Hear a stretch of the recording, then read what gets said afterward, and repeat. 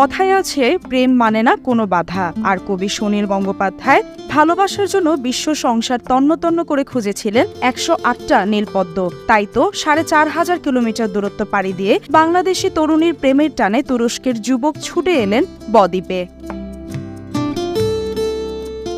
মল্লিকা সিরাজগঞ্জের শাহজাদপুর উপজেলার পোতাজিয়া ইউনিয়নের কাকিলামারি গ্রামের দলিল লেখক কামরুজ্জামান মানিকের কন্যা। 3 বছর আগে সামাজিক যোগাযোগ মাধ্যম ইনস্টাগ্রামে নিজের আইডিতে নিজের ছবি পোস্ট করেন মল্লিকা। সেই ছবি দেখে পছন্দ করে ফেলেন তুরস্কের যুবক মুস্তফা ফাইক।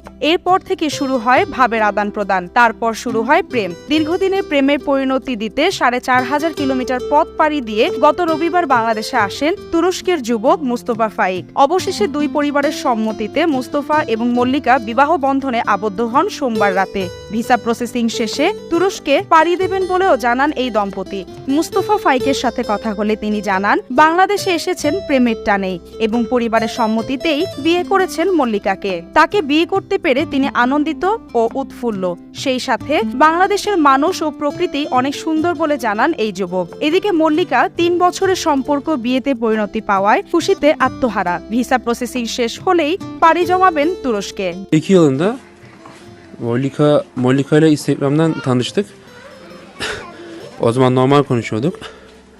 Ondan sonra ben konuşarak birbirimizi sevdik. Bayağıdır aylar oldu konuşalı zaten. Ondan sonra Instagram থেকে পরিচয়, তারপরে কথা বলা, ওইখান থেকে কথা বলতে বলতে তারপরে সিরিয়াসলি নিয়ে তারপরে ও বিয়ে করতে চাইছে।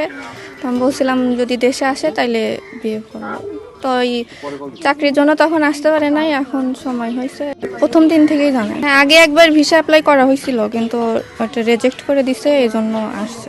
শুধু মল্লিকা নয়, এমন বিয়েতে খুশি মল্লিকার বোন, মা ও স্বজনরা। আমার আপুর বিদেশের সাথে বিয়ে হয়েছে, তো আমি খুব খুশি। সুন্দর একটা দুলাভাই পাইছি। সুন্দর সুন্দর একটা মেয়ের জামাই পাইছি।